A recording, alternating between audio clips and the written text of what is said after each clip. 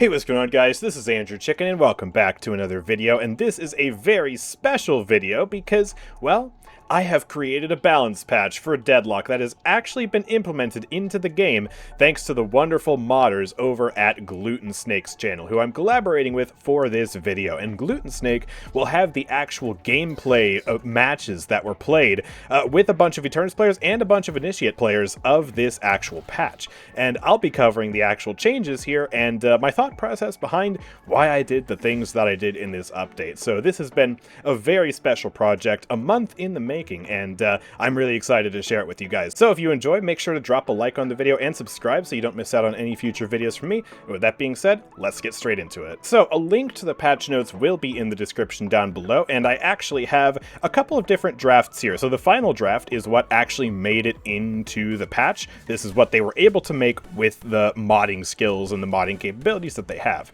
Draft 1 was the original draft that we made, and I actually made this on a live stream with my viewers in my chat, and they are responsible for some of the very silly changes, like Sinclair, which, oh god, this is a monstrosity. But unfortunately, a lot of the changes here weren't actually able to be implemented, such as the 7 change and the Bebop changes, so yeah, a little bit unfortunate, but if you wanted to see the original draft, it is here as well. But the final draft is what actually made it in. And these changes are also color-coded, because I had a couple of different goals with this patch. The first overarching goal was to just make an entertaining and interesting patch with some very bold changes that change how the characters work. And this is because, well, I'm an Ascendant player. I mean, sure, I'm good at the game, but I'm not an expert at the game. I'm not an Eternus 6 player, and I probably don't know how to perfectly balance the game so that everything is optimal, everyone is fair and balanced. So I'd rather just make some very silly changes, and oh boy, we have a couple of those in here. But I still wanted to include some minor, serious changes that I actually think would be good ideas to put into the game, and yeah, that's what this color key is helpful for here. So I've included commentary on each and every one of these changes. If it's blue, then it's a serious balance change that I would genuinely like to see in Deadlock. If it's green, it's a quality of life change that might unnecessarily buff the hero, but would definitely feel good to play with. The yellow change is a change that may or may not be a good idea. It's very experimental and very volatile. And finally, red is for just blatantly terrible ideas that I had that are interesting, but they should never be put into the game. But since it's a lot more fun to actually see the changes in action rather than just reading over them in a patch notes document, let's go over the most exciting changes here. First of all, Abrams. I wanted to give him some quality of life changes, and I also wanted to take inspiration from the paragon of balance himself, Yoshi. So when I saw in a previous balance patch that Yoshi had changed Infernal resilience by 1% in a shocking update that truly changed the face of Deadlock forever, I knew I had to do the same, so I buffed Infernal Resilience by 1%. But on a more serious note, it irritates me greatly that Abrams' ultimate ability, Seismic Impact, does not actually last long enough for you to get a heavy melee off without being parried, so I barely buffed the stun duration in order to actually give him enough time to successfully heavy melee someone before the stun expires, which is a very small quality of life change, but it can potentially have some very big ramifications should you choose to get superior duration. So, yeah, I don't know. It may be unnecessary buff, but at the very least it feels good, so hey. Now, Drifter is kind of a travesty in this mod pack, I will admit, because almost nothing that I wanted to do actually was able to be implemented. It was just too technically difficult. So I'll tell you what I wanted to implement, and then I'll tell you what actually got implemented. First of all, the biggest change. I wanted to make it so that players which are affected by Eternal Night count as being isolated for blood scent, giving you a much more deterministic way to build up those isolation stacks. Because, yeah, sometimes it's just really difficult to make someone isolated, especially in a huge team fight. This forces that onto them. The second change that I wanted to make was to allow the Stalker's Mark to teleport to allies, just to give him a little bit more versatile movement. But also, that seemingly wasn't possible. Finally, I wanted to make Rend at tier 3 give Drifter heavy melee damage. Yeah, wasn't possible either. And these would, of course, come with compensatory nerfs to other aspects of his kit. I didn't want to make Drifter overpowered because, frankly, that's annoying. I just wanted to make him more interesting. So, yeah, very unfortunate that all three of those were not able to be implemented. So, what I ended up doing was making Rend have better melee and spirit scaling, and I also reduced the isolation range on Blood Scent from 25 meters to 20 meters, so it's easier to isolate targets just in general. Similar to Drifter, I wanted to give Bebop some changes, but unfortunately they weren't able to be implemented either, and so I ended up scrapping the character entirely, especially because he got a bunch of buffs recently in the patch that Yoshi released when he should have been on vacation. So, yeah, what was I going to do for this character? Well, first of all, a commenter wanted to see what would happen if you gave the tier 3 upgrade to Exploding Uppercut heavy melee damage. Would have been really interesting to see, but unfortunately that wasn't possible, and this was going to be a compensatory buff because I was going to fiddle around with the grapple arm. I wanted to make it so that this ability is not as overwhelming as a pick ability compared to the likes of Paradox Ult, Holiday Ult, etc. So I drastically nerfed the range, I nerfed the cooldown a teensy bit, and I wanted to change the tier 2 so that he would get more spirit damage, or a spirit power temporarily, for his next sticky bomb after hooking a target successfully, but that also wasn't working, and so I didn't want to drastically nerf the hook without giving him these very powerful buffs back, so I ended up just scrapping him. Fitting, considering that he's a scrap golem. Alright, check this out. I have, no ability points, no nothing, and, yeah! I have full mobility and ability usage during Rejuvenating Aura. Yeah, it's not gated behind the tier 3 upgrade anymore. It just really feels clunky. I don't like that, so I changed it, and I made it so that the movement speed bonus is significantly lower for the tier 1, and then it is restored again on the tier 3. So it's not quite full capacity in terms of that tier 1 upgrade, but it's close, and it just feels so much better to play with. It's crazy. Now, these smoke bomb changes were made purely out of spite. Spite for invisibility as a mechanic, and spite for Valve not doing something with the tier 3 that I think just makes a lot of sense and should be in the game already. So, first of all, invisibility. I just really dislike the mechanic, and I think it's super hard to balance in a way that's fun in most video games. So, I nerfed the invisibility pretty heavily by nerfing both the spot radius and the fade time.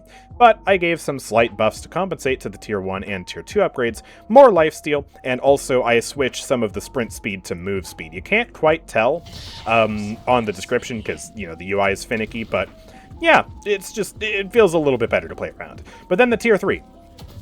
I really dislike this specific aspect of the tier 3. Enable ability charges and grant 0.5 seconds of invincibility.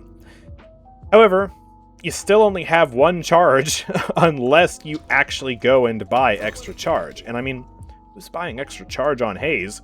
Not me. I have, like, Tesla bullets and Swift Striker to buy and other things. So, yeah, I just decided, hey, let's give it one actual extra charge just by default. So yeah, as you can see, no items, I maxed this out, and boom, I've got 2 charges, and they still have a 7-second internal cooldown, but by golly, I get 2 charges for free now, thank goodness. The final change I made is for Spirit Haze enjoyers. I made the tier 3 apply 65 extra damage. Just flat extra damage. So now you have a damage upgrade. It did come at the cost of the fire rate debuff though, so, you know, bit of a trade-off. Infernus is another character that disappointed me greatly, and what ended up going into the patch was just some number shifts, nothing really too important, but I wanted to try something that sounds really fun, and I think we'll have to explore at a later date when modding becomes more rigorous and there are better tools for it.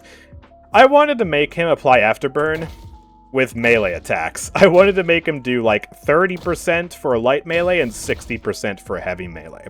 I mean, he literally shoots fire out of his hand. So why is he not allowed to apply the fire when he punches somebody? It just seems totally on brand for Infernus, and it frustrates me greatly that they weren't able to implement it. Obviously, I understand why, it's just very unfortunate, really. Alright, let's talk about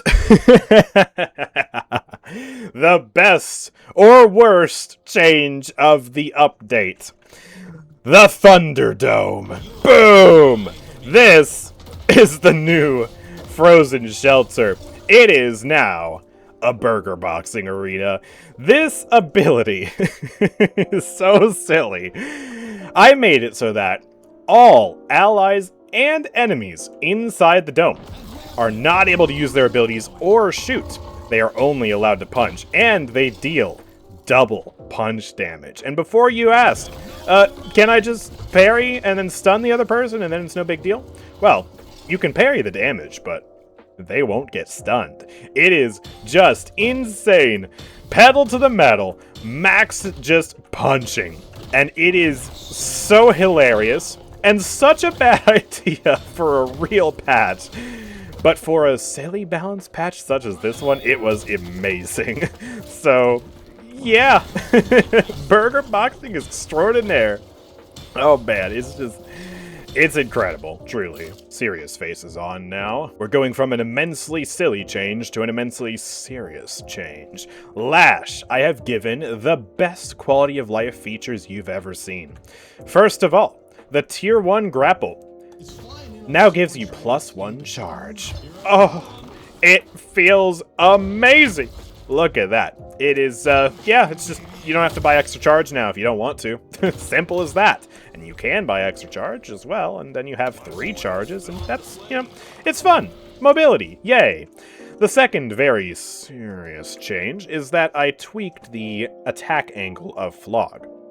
So normally Flog starts at a very low attack angle and has very strong spirit scaling, so it ramps up much higher.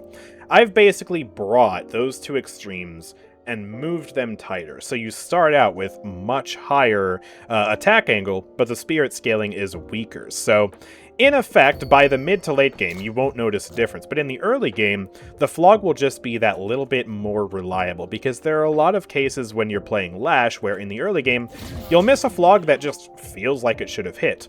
And it would have hit if you had just, like, waited 5 minutes and got more spirit power. So, yeah, I just wanted to make that feel more consistent, because it's technically not bugged, it's just got a weird attack angle to it. But it feels bugged, it feels wrong, so yeah, let's just fix that. Alright, now for the genuine worst change of the update. This single-handedly ruined the matches. I thought it was going to be the Kelvin change. Nope. It's the McGinnis change. I smoked a blunt and then snorted a line and then got immensely drunk, and then I came up with these turret changes.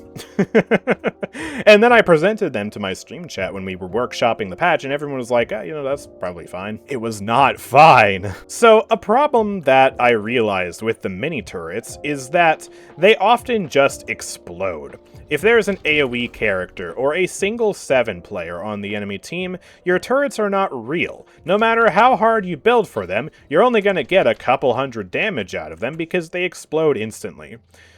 So what if they didn't explode instantly, and at max boons they had 1,350 health? Now, on paper, right, a 1,350 health turret, that's also 30% larger, by the way, I mean, it still seems kind of squishy, right? I mean, you know, McGinnis has 2,500 hit points. If a real player had this many hit points and were stationary and giant, they would explode instantly. They would evaporate, right? Turns out that's not what happened. And the turret spam, where you had just like 3 or 4 or 5 turrets on the field, these things were nigh unkillable, especially with a healing spectre on the ground, which, by the way, unforeseen consequences. The tier 3 is now much stronger with these turrets because they have more health. So, yeah, this was immensely overpowered, despite the fact that I did foresee that having this much health would be broken, so I lowered the damage of the mini turrets. That did not matter. They were still ridiculously strong, even though I was really heavy-handed with nerfing the actual DPS of these. So, yeah, never let me touch McGinnis turrets again. I cooked too hard and I burned down the kitchen. That being said, people actually really liked my heavy barrage changes. So I think I cooked pretty hard with this change. I basically made heavy barrage handle much better because, well, heavy barrage's DPS isn't actually bad, especially if you build for it and you get like lightning scroll and other things. It's actually pretty solid. But it's really cumbersome because it slows you down, and it's unwieldy because it has a 9-meter minimum range, and it also just is not able to be used against flying targets unless they happen to be standing near a wall. And while I can't fix that last part, I can, as a matter of fact, fix the mobility and make the minimum range a little bit shorter so you have an easier time hitting targets in front of you, just like that. And that's precisely what I did. And it's actually quite funny as well with a stamina mastery because, well, you can just dash and slide and you have really good mobility. And it honestly is just fun. And makes up for the fact that it is otherwise still kind of cumbersome to use. The one final change that I made was I gave it some synergy with the turret build. It still basically has no synergy with a gun build. I don't know how you would ever manage to do that, and it's probably going to be dead forever on gun builds. So first of all, I shifted the movement slow that's applied on the tier 1 upgrade into the base ability, and I moved the cooldown reduction from tier 2 down to the tier 1. And then I replaced the tier 2 with a page out of 7's book, and I made it apply spirit resist shred. So now, if you hit someone, they have spirit resist shred, 12% spirit resist shred for 2 seconds. And if you're pummeling them consistently, they're going to have that reduction for quite a while. And so this actually has great synergy with the turrets and with other spirit builds on your team. And then, of course, as soon as it's over, it does expire fairly quickly. So, you know, didn't want to make it last too long. But yeah, I mean, the turret change was a monstrosity, but this, it actually seems to be pretty good for the ult. I mean, I didn't really hear any complaints about this, so yay, at least I did something right. I hope I don't get locked up for this change. I might be going to jail. I might be executed, because this is some next level cringe. Just put it on the screen. I would like to blame my chat for this. This is not what I meant to do with this character. I mean, yes, I do hate Sinclair, and I was going to nerf his ultimate and do some weird things with the rabbit hacks, but come on. Yeah, no, I really don't have an excuse for this. I mean, yes, chat, you know, suggested it, but I enabled them. I'm the one who made the final call. Yeah, no, I don't know what I was thinking, really. I'm sorry, guys. Viscous! Yes, it's my balance patch, and by golly, I'm buffing my favorite character. Because I love him, and he's adorable, and amazing, and the best character in the game. So, I wanted to shift the meta for Viscous away from all the express shot just nonsense and towards the goo ball again, because I love the goo ball. It's such a fun ability, so skill expressive, and just, it's really cool, you know? But Yoshi has kind of just nerfed it into the ground. He's nerfed it and nerfed it and nerfed it and nerfed it and nerfed it some more, and it used to be the meta for him, but nowadays you hardly see any ballers amidst all the express shot stuff and other weird things that you see Viscous players get up to, and the gun meta too. Ugh, gun on Viscous. So, yeah, I did a couple of very interesting things. First of all, I reverted the splatter nerfs, because I didn't like them. Simple as that, just a complete reversion. And I also made the cube have much higher health regen scaling with spirit power, because I thought it would be interesting if it was more of a healing ability. And so if you get, like, Boundless Spirit here, we go up to 72 health regen, which, I mean, it's okay. It's alright. It's still nothing crazy, just a little extra something something. But here's where the really big changes come into effect, and I mean really, really big changes. So here's the size of a normal Puddle Punch. Yeah, just sear that into your memory. Now, here's the size of the new Puddle Punch.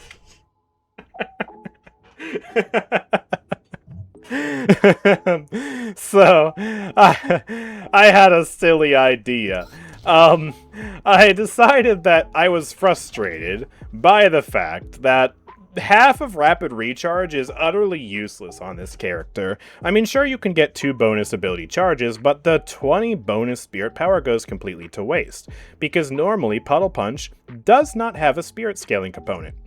So I decided to fix that by making it have extra range for spirit power, and if you truly push it to the max, then the amount of range you can get on this. I mean, this is a 10.9 meter. It's a 10.9 meter Puddle Punch.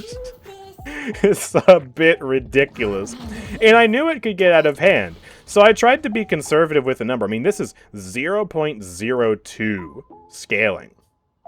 And it's still too much. It should be 0.01, if that at all. It's very funny. The reason I decided on range is because I figured if you made any other aspect of the Puddle Punch scale off Spirit, it would be insanely broken. For instance, if you added a Spirit damage component, oh no, that would be ludicrous.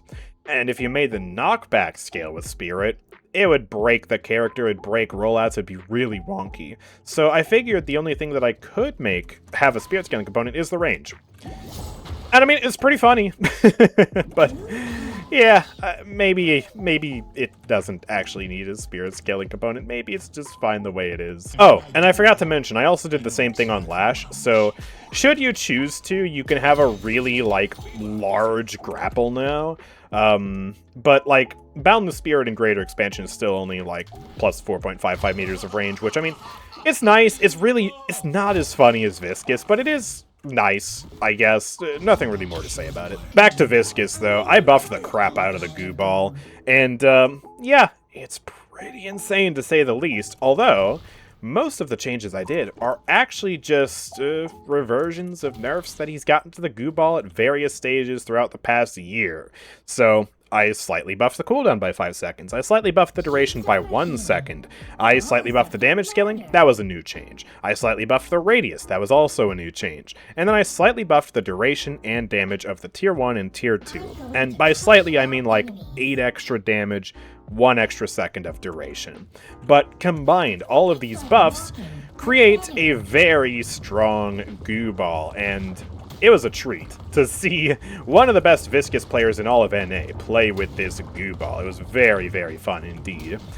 Maybe a little too strong, but I just think it's so much more exciting to have a goo ball meta for Viscous than a weird gun meta for Viscous. That's just not very engaging to me. So yeah, I'll take the goo ball 7 out of 7 days of the week. The last thing I did, though, that does affect Viscous is, well, I completely reworked Express Shot to really put the final nail in the coffin of that particular item, because I'm just not a big fan of Express Shot, and this is definitely very biased, and you might disagree, and that's totally fine if you do. Tell me why I'm wrong in the comments section. But personally, I just don't think Express Shot is very good for the balance of the game, and I think that it's really thrown off the alt fires of basically every character who has one, because this item normally is pretty much exclusively used to boost alt fires, right?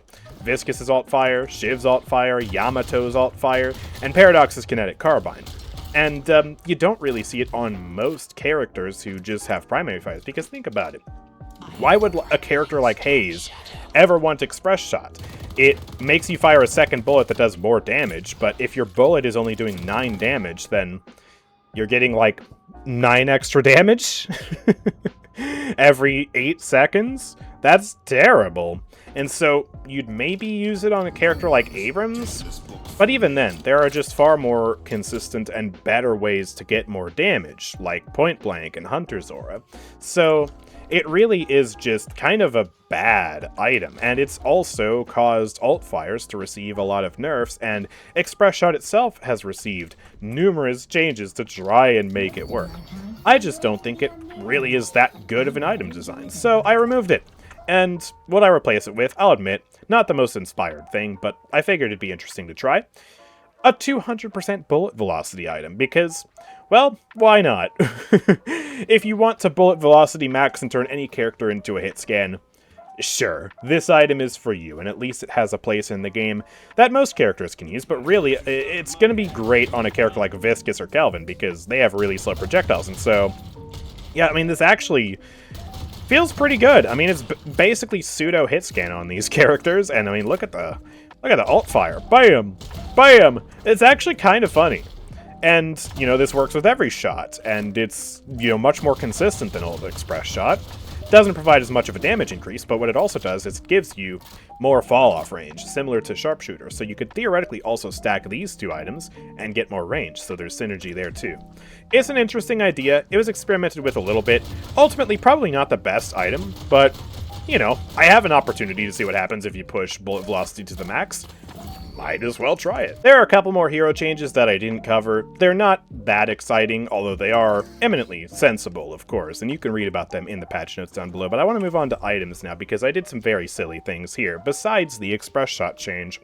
First of all, I changed split shot, so now you just get 10% extra weapon damage flat, and you don't have the weird stacking bonus, where if you hit multiple people, you get a stack that gives you extra temporary weapon damage. It's really weird, and I think also had an exploit attached to it at one point, and just, I don't know, it feels jank and bloated, and so just wanted to make it a little more consistent. Oh yeah, and I buffed the cooldown too. Spirit Rend is arguably the worst tier 3 weapon item in the game.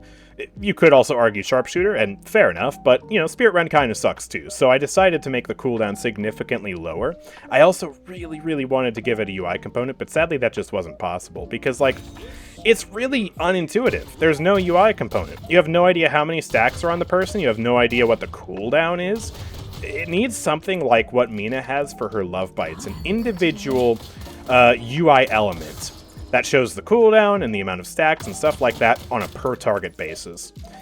I wish I could have implemented that, would have been great, but just out of the scope of the modders. But I mean, Valve certainly should implement something like that for the item to actually, you know, be visualized in terms of how effective it is. Inhibitor. This is a very interesting item indeed, and I have done a very interesting thing to it. So Inhibitor is an item that I almost never see in my games. As a matter of fact, let me look up the pick rate for it real quick. Okay, so it is very low. I mean, holy crap, Restorative Locket needs some help. Oh my goodness. But then, you know, it's down here with the likes of Cheat Death and Magic Carpet and Decay. It's right here. It's by Split Shot and just other really crap items. And it's right next to Slowing Bullets, which is the other item that I decided to change alongside Inhibitor. And yeah, it really kind of feels like a tough item to pick up because, well, it's a green item, but it's a green item that's meant for gun builds, but it doesn't make you do any more damage. And then also, like, you could just buy less proactive forms of defense, because for Inhibitor to work, you have to shoot the enemies and build up the effect before it starts to work, and then that damage penalty is applied. And it also doesn't upgrade from anything, so you have to make the full 6.4k save up for this item, and it just feels all sorts of wonky. So I decided to try to fix this item by doing two things. First of all, I made it upgrade from Slowing Bullets, because Slowing Bullets is in a similar position where it doesn't upgrade to anything, and the effect that it applies isn't, like, super crazy. You know, it doesn't make you do any more damage at all. Sure, the movement slow can be helpful, but it's not even an instant slow. You have to build it up first, so it's just kind of a weird item. And so I figured, let's make these two weird items that both apply debuffs to the enemy, build into each other, and then let's shift Inhibitor to the weapon category, so that way you get weapon investment from it. You do still get damage from upgrading to this item. And maybe these two changes will finally make Inhibitor an item that more people want to pick up. Maybe it's too strong, in that case you could nerf the numbers, but I just figured I wanted to try and give this item some love because I literally don't remember the last time I've picked up either of these two items, and yeah, I want all items to receive at least a little bit of playtime. But anyways, speaking of Restorative Locket, which is the least picked item in the game, I did decide to try to fix this item too. What I ended up doing was drastically reducing the max stacks from 20 down to 10. But I also changed the healing per stack from 20 up to 30 and the healing per boon from 0.4 up to 0.6. The idea was basically, let's make it so that the enemies have to use considerably fewer abilities around you before you get the maximum amount of healing, and then you're able to also get those stamina points back.